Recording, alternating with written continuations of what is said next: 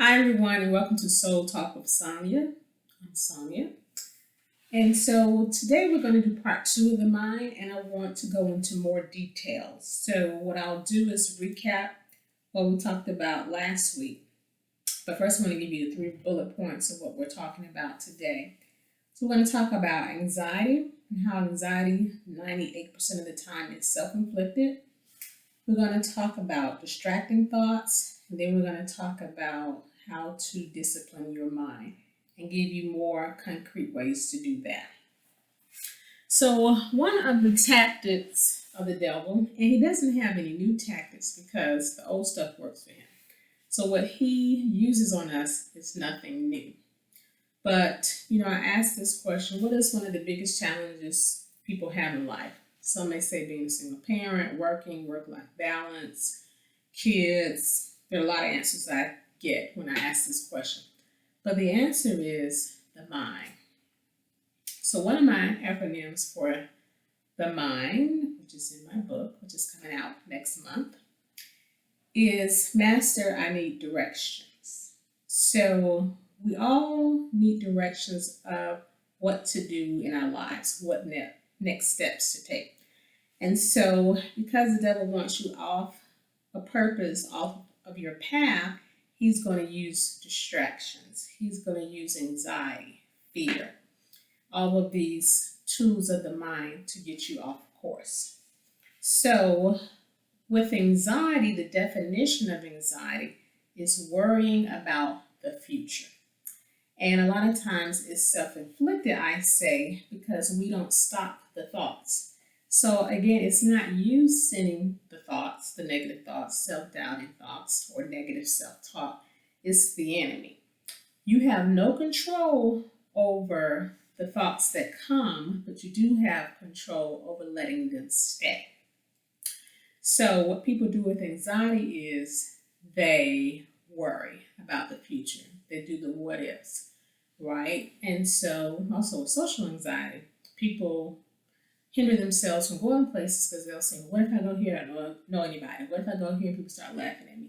So, once they finish doing all of that spiraling, they don't go. They talk themselves out of it.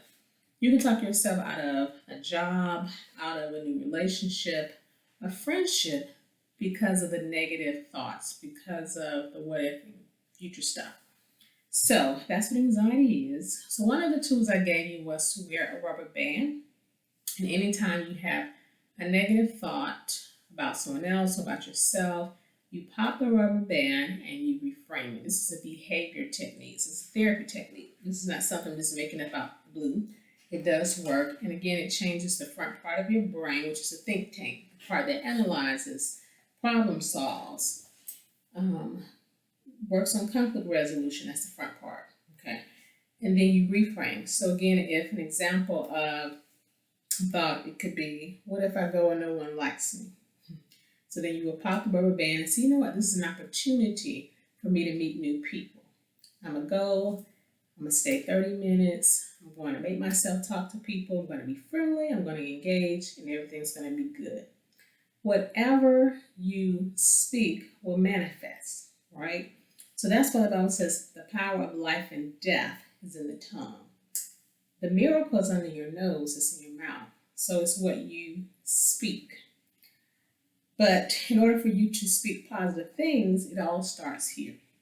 So that's one tool that will help with anxiety. You will notice you will begin popping the rubber band a lot at first. That's okay. But the more you're conscious and self aware of the thoughts, the less you need to pop the rubber band. So I promise you, you will start decreasing in the popping. Okay? So that's anxiety, worrying about the future.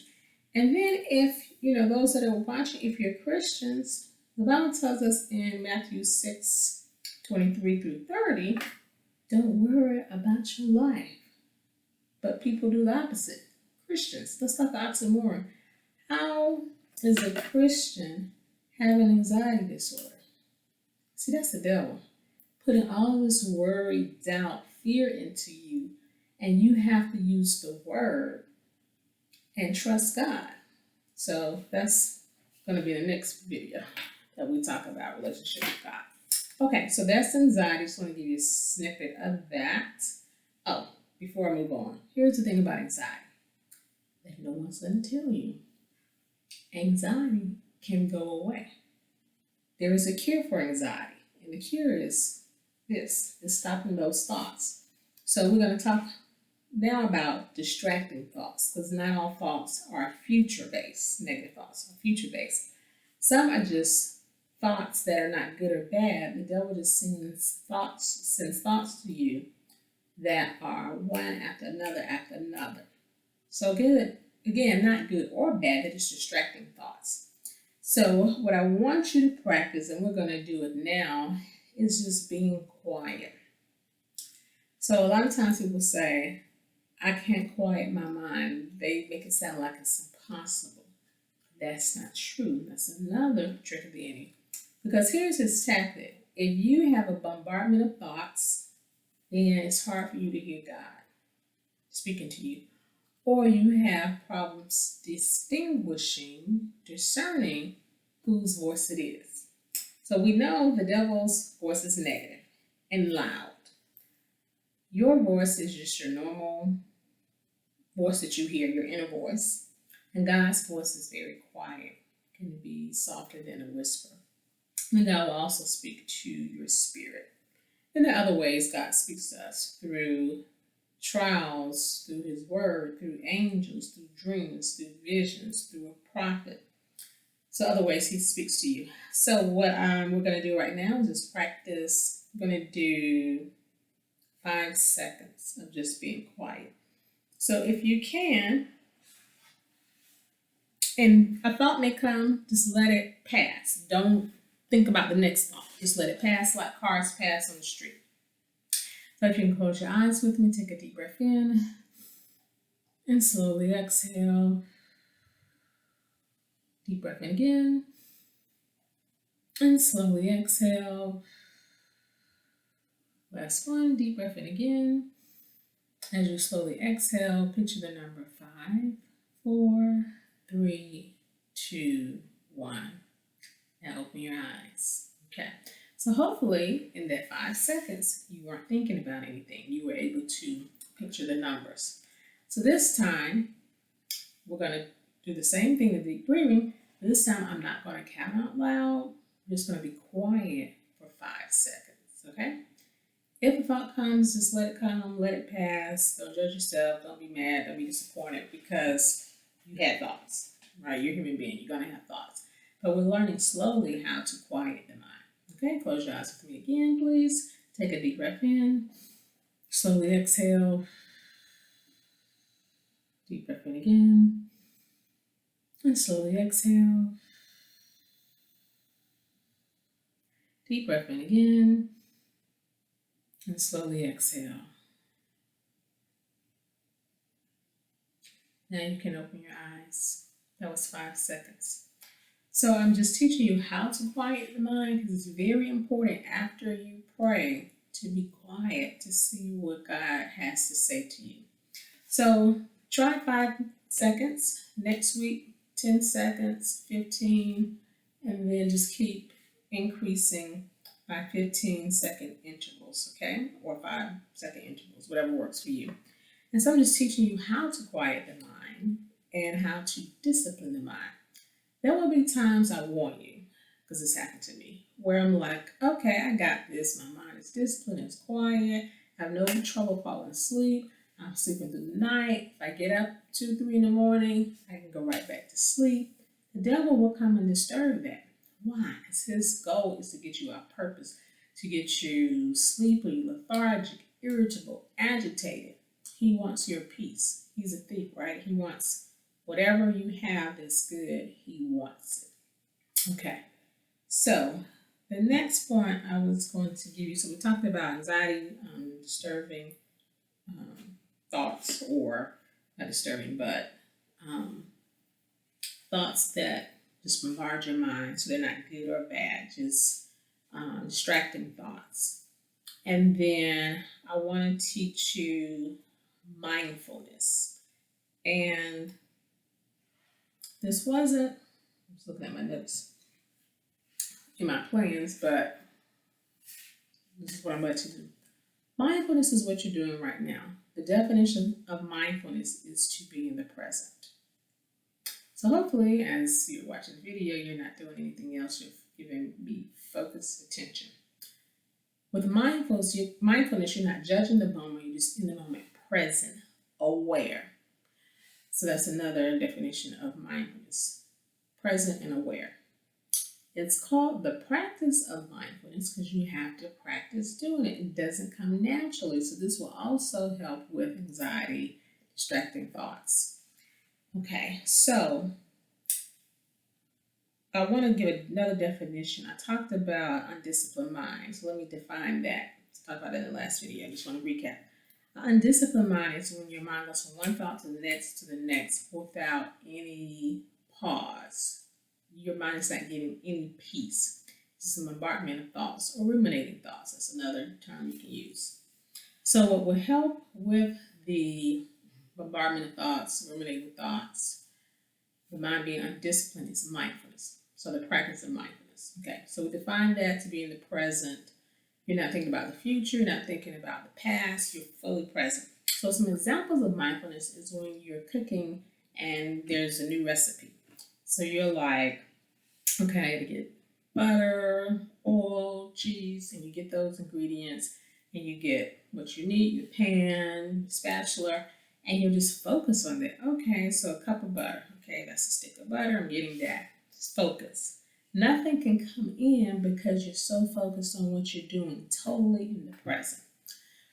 Another example of when you're practicing mindfulness is when you watch one of your favorite TV shows, when you're talking to a friend, when you are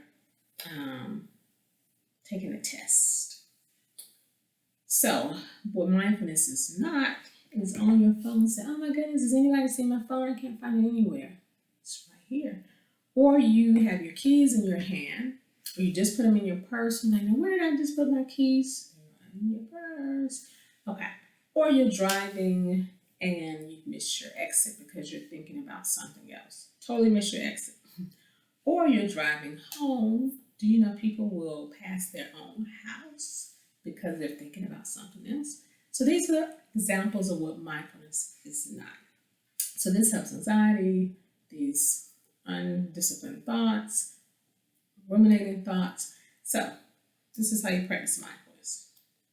So let's say, give you some examples of how you can practice your driving. So once you get in the car, I'm going to put on my seatbelt, looking at the mirror, outside the mirror, nothing is coming, putting the car in reverse, and you're saying these things, say it silently or out loud.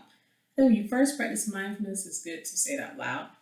Okay, I'm putting the car in reverse, I'm backing out, I'm seeing your body, and then you just notice what you see. Now you're on the main street, you notice Chick-fil-A, you notice the gas station, there's Target, oh, they're painting that plaza. And you just notice things. You notice red Toyota, blue Honda, white Camry. You just notice things. When you're doing this, it's hard for the thoughts to bombard your mind. First, it's going to seem very weird. It's going to seem very awkward. You are also going to notice how much you're not in the present. This is okay. It's all observations. So practice it daily.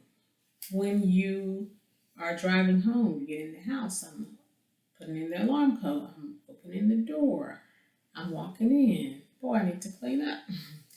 Okay, so now I'm going to change clothes. I'm changing clothes. Now I'm about to go and cook dinner. I'm opening the refrigerator. I'm getting out some chicken. I'm getting out some lettuce. And then you proceed to cook. You're just paying attention to what you're doing. So these are some settings, just give you examples. But you want to practice mindfulness every day with everything you're doing. And don't get discouraged because, again, it's going to seem weird at first. You may be in the present 1 minute and have something else on your mind the next minute. And that's okay. So just be patient with yourself. This is important that we're talking about the mind because this is where the devil gets us. Okay? Have us thinking things that are not even true. You can go on a whole rant about something just by thought.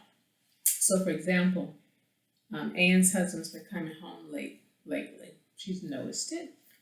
1 week, 2 weeks now, it's been a month. So she's been watching the Housewives where everybody's man on there is cheating, a boyfriend cheating. So she gets this idea from the devil that, you know what, I think my husband's having an affair. She calls her girlfriend in tears because she has allowed the devil to convince herself that he is cheating.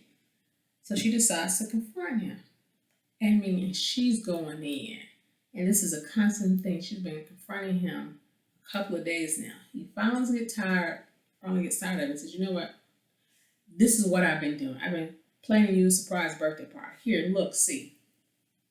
All from one thought. That's not even true. What the devil does, he plants a seed, a bad seed. And then he leaves the scene. And now you have blood on your hands because of the thought you allowed him to have you to believe to be true. Okay. So I just want to encourage you to practice disciplining your mind. You have power. Take your sleep back. Take your thoughts back. Again, this is important because you need to be able to hear from God, especially after you pray, and just daily being able to hear from Him. If you have a bombardment of thoughts, how are you going to do that? And you definitely need to hear from God concerning the man you're interested in or you're courting. Okay.